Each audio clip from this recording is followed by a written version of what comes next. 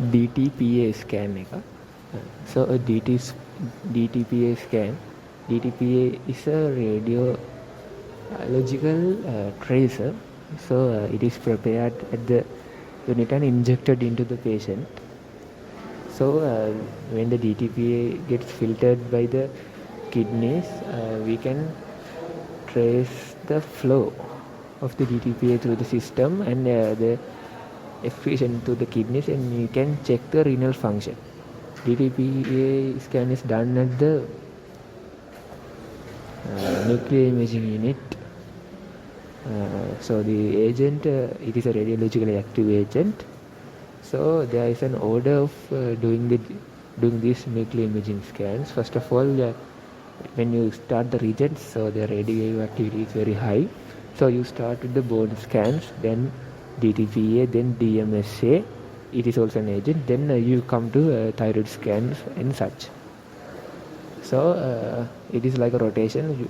You first start with the bones, then ends with the soft tissues. So the cycle repeats. So even though you need a scan, you need a BPTA scan to check either renal stenosis or a renal function test.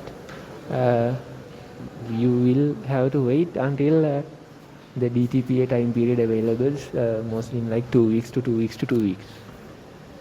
It is same as the stuff, like in some laboratories, they only open a region only after collecting a specific number of samples. Let's say you need 200 samples, and when only you get 200 samples, you only open the region tubes to avoid waste. So such as this, you have to wait until ordering a DTPA scan.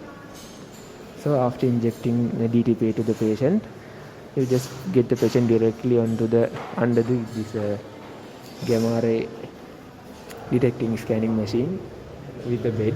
It is similar to a CT scan machine in appearance. Then you monitor the flow, the radiological flow, and you can see the flow actually in the nearby monitor. You see the particles going through the aorta, distributing to the kidneys, and then collecting into the bladder through the ureters. So the patient I witnessed, there were more radiological